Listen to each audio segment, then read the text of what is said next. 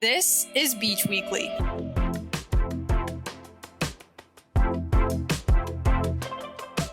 Welcome to Season 9, Episode 9 of Beach Weekly, a podcast created and produced by Long Beach State student-run newspaper, The Daily 49er. I'm your host, Isabel Salaji, and Halloween is only 2 weeks away. I don't know about you all, but I love spooky season, and I hope we all take the time to enjoy the seasonal festivities in these next couple weeks, especially to take our minds off the fact that the Dodgers were eliminated from the playoffs this week. Well, anyway, let's jump into this week's episode.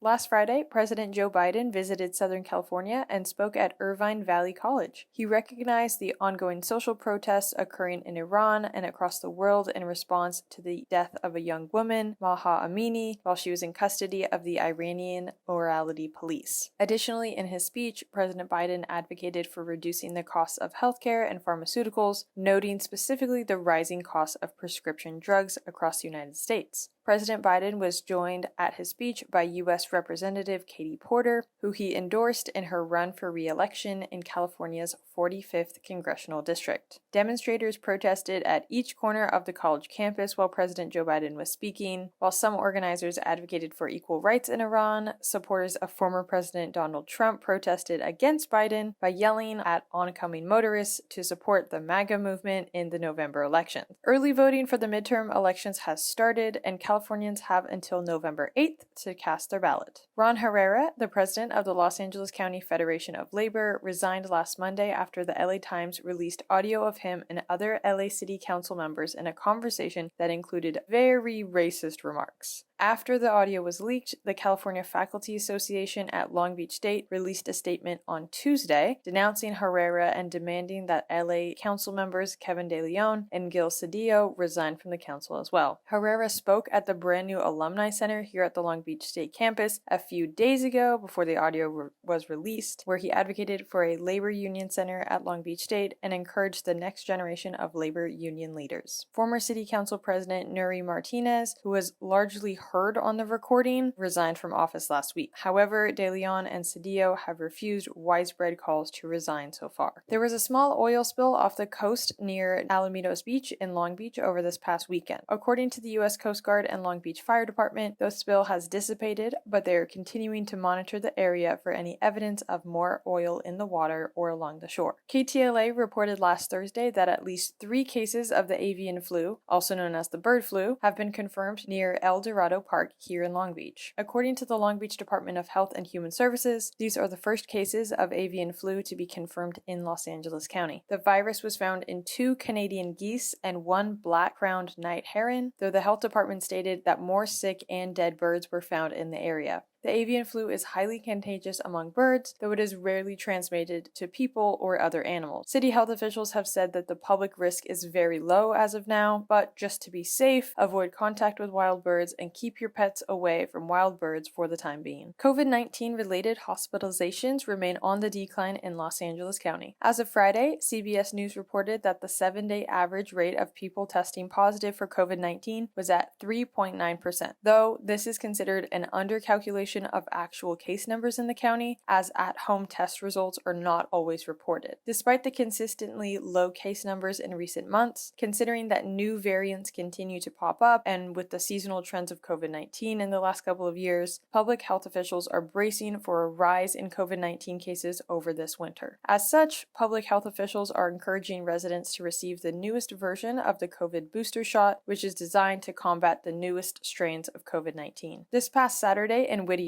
a person was arrested for suspicion of driving under the influence. Now, you may not think that's newsworthy, except for the fact that the person was not driving a car, but actually riding a horse. Yes, you heard that correctly, a horse. Whittier police described the person as, quote, galloping through traffic and having, quote, refused to pull the horse over, which led to a brief pursuit of the horse. The person eventually surrendered and was charged with driving under the influence. Whittier police say the horse was taken care of at their police station, where it received lots of love. This really does give a whole new meaning to the song, Watch Me Whip, Watch Me Nay Nay. Okay, I'll show myself out now. Alright, and with that, let's take a look at a couple headlines from around the world this week. Do you ever get tired of hearing so much about Elon Musk? Well, I hope not, because here is yet more news about the world's richest man. On Saturday, Musk announced that his company, SpaceX, will continue to pay for the Starlink satellite network, which is helping provide internet to Ukraine during its ongoing war. The announcement came a day after Musk suggested that he would not keep funding the project indefinitely. Starlink has a network of more than 3,000 small satellites in low Earth orbit and has been extremely important for Ukraine to maintain communication during the war. Musk threatened to stop funding the satellite after fighting publicly with some Ukrainian government officials online who were not pleased with Musk's controversial and very not thoughtful suggestions about ending the ongoing war, which included conceding Ukrainian territory to Russia. Anyway, as of now, it appears that Musk will continue to fund Starlink. This past Saturday in Russia, 2 gunmen killed 11 people and injured 15 others who had volunteered to fight for Russia in its ongoing war against Ukraine. The shooting took place during a firearms training session, according to a Russian-owned news agency. This shooting is just one of multiple shootings and violent events that have occurred over the last month in Russia in protest of the call-up of 300,000 Russian citizens to fight in the war. Last week, Russian President Vladimir Putin announced that more than 200,000 of those citizens had already been mobilized, but that he sees the need for additional citizen mobilization, and that's according to BBC. Alrighty, with that, we are handing the mic over to Katie Gurley for our pop culture portion of the pod. Hey everyone, this is Katie, and I'm here today to talk about some of the hottest topics in pop culture this week in a segment I like to call Son of a Beach. Before I begin, it hurts me to say the unfortunate news, but Robbie Coltrane, the actor who brought to life the lovable gamekeeper Hagrid in the Harry Potter film franchise, died on Friday, according to his agent Scott Henderson. He was 72 years old. According to CNN, no details on the cause of death were immediately provided. And I am sending this to his family and friends, my condolences during this tough time, along with fans of the Harry Potter franchise.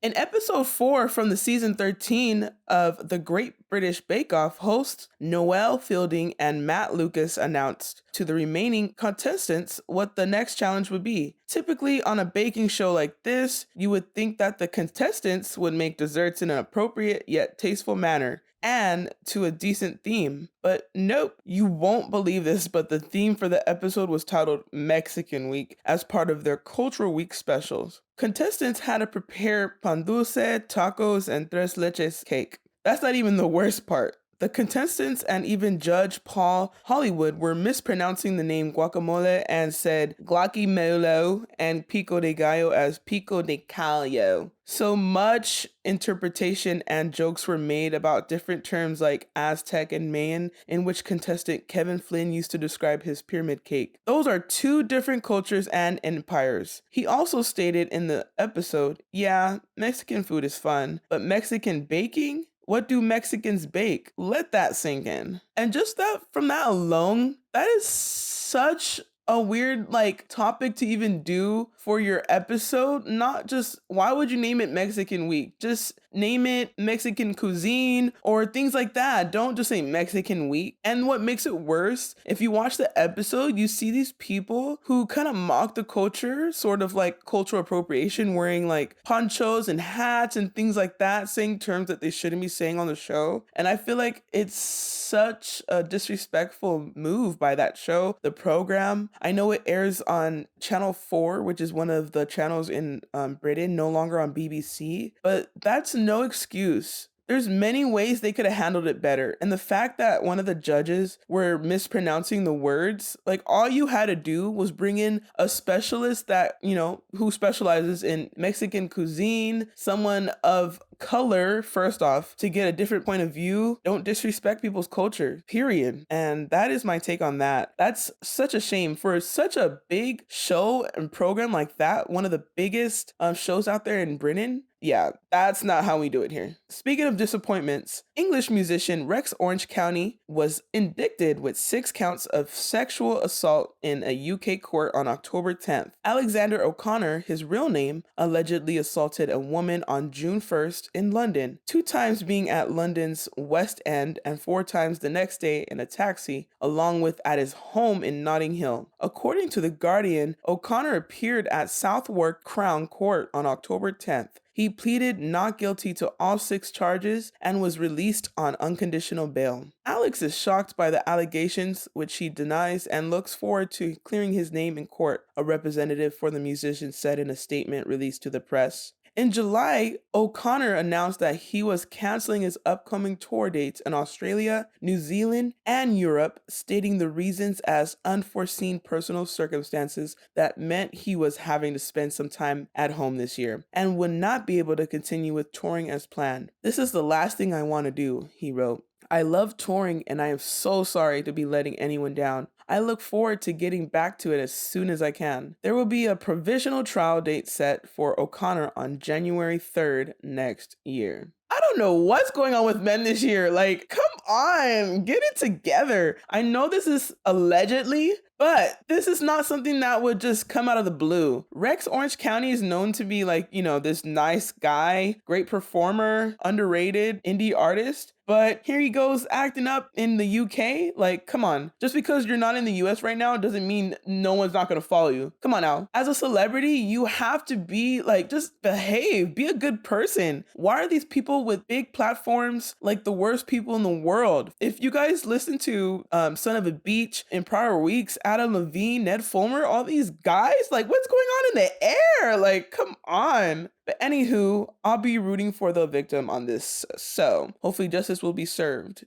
Moving on, country superstar Blake Shelton stated that he is leaving the show The Voice on October 11th and announced his departure via Instagram. "I've been wrestling with this for a while, and I've decided that it's time for me to step away from The Voice after season 23, he said. "This show has changed my life in every way for the better, and it will always feel like home to me. It's been a hell of a ride over these 12 years of chair turns, and I want to thank everyone at The Voice, from NBC, every producer, the writers, musicians, crew, and catering people. You are the best." Shelton, along with host Carson Daly, have been on the singing competition show since its beginning in 2011. The impact of Shelton and The Voice has inspired many countries to incorporate the show in their own ways. "I've made lifelong bonds with Carson and every single one of my fellow coaches over the years, including my wife, Gwen Stefani. I have to give a huge shout out to the singers, the voices, who come on this stage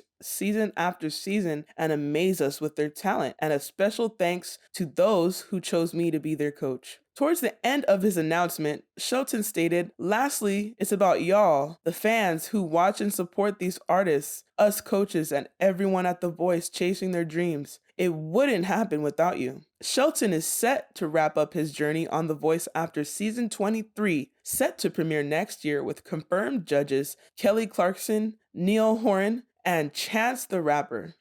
As someone that watched The Voice over the years since its beginning, I kind of have to say this show kind of raised me in a way. Like, before The Voice, it was like American Idol era, but this singing competition show for some reason just captivated my attention, just seeking guidance from these artists, these world-pronounced artists. Like Kelly Clarkson's on right now, John Legend's on right now, Camila Cabello, Gwen Stefani. I feel like it's important to have those artists get guidance from larger artists. And I like seeing the behind the scenes of the show. And it's still entertaining. But with Blake Shelton, he just adds that little country flair to it. And he was just an amazing part of the show. And he will be missed. On the topic of impact, the highly anticipated When We Were Young festival is set to occur from October 22nd through 29th at the Las Vegas Fairgrounds. Originally planned to be one day, the sold-out festival provided additional dates with an expectation to have over 80,000 people in attendance. Over 60 artists and bands will be performing at the festival, including headliners My Chemical Romance and Paramore. Sorry, I love them. From emo pop to alternative rock, so much variety will be represented at the event as it aims to feed your nostalgia. This year's festival hasn't even occurred yet, but pre-sale tickets for When We Were Young 2023 are already sold out. Tickets went on sale Friday, October 14th, and fans rushed to purchase. Green Day and Blink 182 are set to headline amongst the huge lineup at the Las Vegas Fairgrounds on October 21st, 2023. Let's see if there's going to be more dates added to that. I unfortunately was not able to get a ticket for this year's festival, and I'm so sad. But a lot of these artists right now, I noticed that they're making like big reunions, like Blink 182. My Chemical Romance is also hosting concerts between now and the festival, and so is my favorite rock band, Paramore. Oh my gosh, I would love to see Paramore one day. Like, I feel like I was raised on some of these groups that are performing, like Paramore, The Ready Set, All Time Low. Like, so many of these artists that I grew up on, I had on my folder in middle school. Like, you know how the binders, they were like the transparent front and back, like little frames. I would cut out pictures from like the J14 magazines from like different pop culture icons. Obviously, like I was in my Hannah Montana phase, my Jonas Brothers phase, but I was also in my alternative rock phase, like Paramore, The Ready Set, All Time Low. Like, it's so many groups. I would have Hayley Williams, the lead singer of Paramore, on my folder front and back, and I would like just brag because to me, she's like one of the biggest vocalists of all time. But that aside, literally when we were young is such a factor, because when we were young, we would listen to these artists, and here we are grown and we're still listening to these bands and such, and it kind of brings back that nostalgic feeling. And that's why I feel like a lot of artists like Gorillaz, the Blink 182, My Chemical Romance are just doing these concerts. Like, they're bringing back those memories that we shared as children and kind of how we are in adulthood and passing it down to our families. I see a lot of younger generations at these concerts along with older generations, and I feel like it's bringing us all together. Anywho, I don't know if it's because of Christian Girl Autumn or random timing, but there's a lot of documentaries being announced in trailers for long-awaited projects. For starters, singer Selena Gomez is releasing an upcoming documentary film titled Selena Gomez, My Mind and Me, set to premiere on November 4th in collaboration with Apple TV+.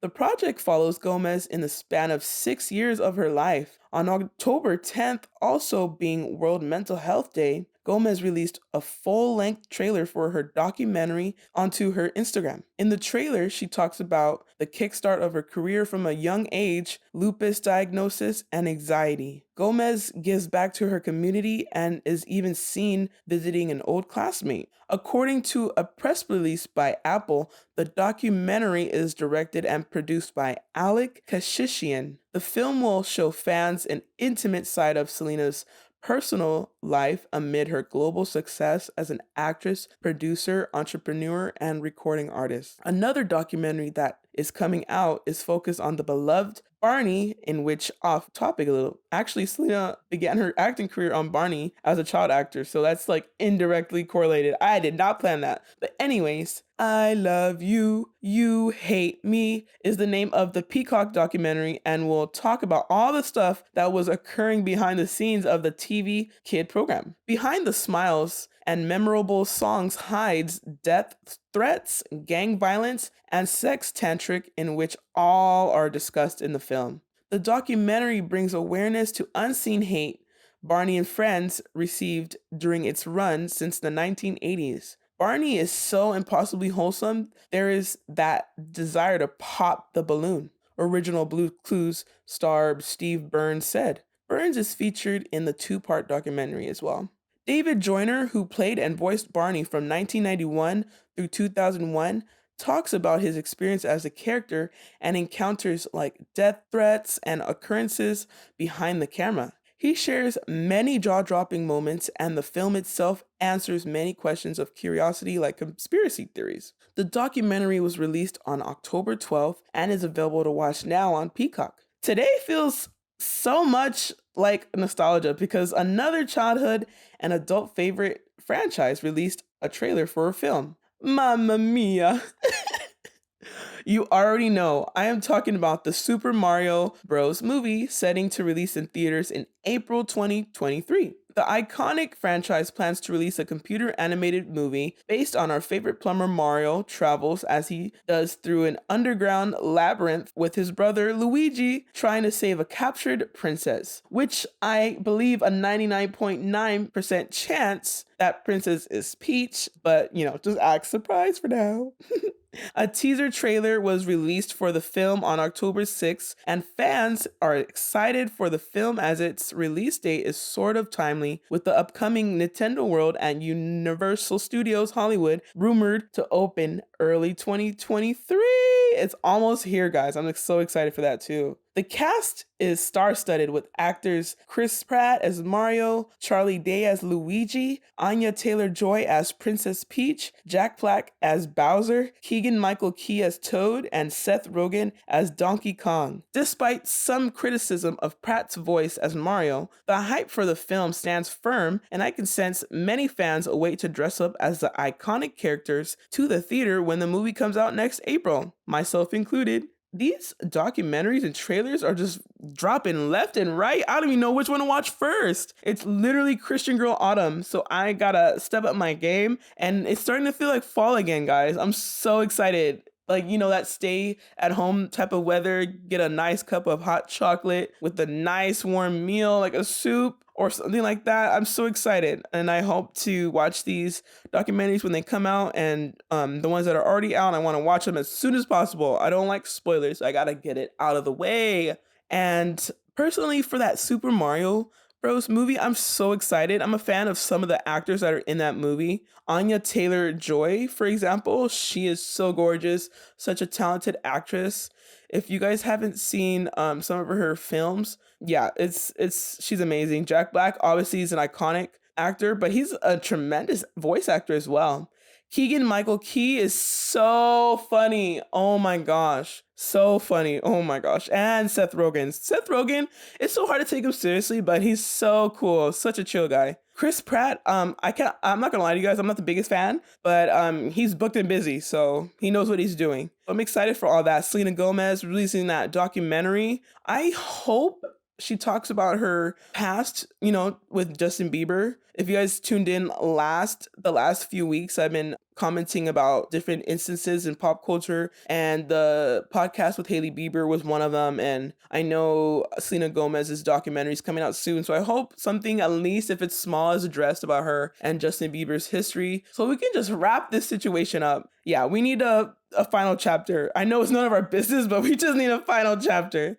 And for that Barney documentary, it seems so interesting. Like, I want to watch it right after, class one day and just sit down, and it's just like, this beloved character that we grew up on was facing a lot of backlash, and as a child, we were just blinded by all the smiles and the songs and melodies that we just don't know what's going on with the person behind it and things like that. So that's very interesting. Before I go play Mario Kart, I just want to say thank you for listening. This has been Katie here. See you next time on Son of a Beach. Alrighty, folks, that is it for Season 9, Episode 9 of Beach Weekly. As always, thank you so much for listening. If you want to learn more about the stories we discussed today and check out all of our other super fantastic content, head on over to daily49er.com. And if you want to be the most informed person in your friend group, follow us on socials at daily49er so you don't miss a single thing that happens on campus. Have a great week, everyone, and I'll meet you back here next Monday.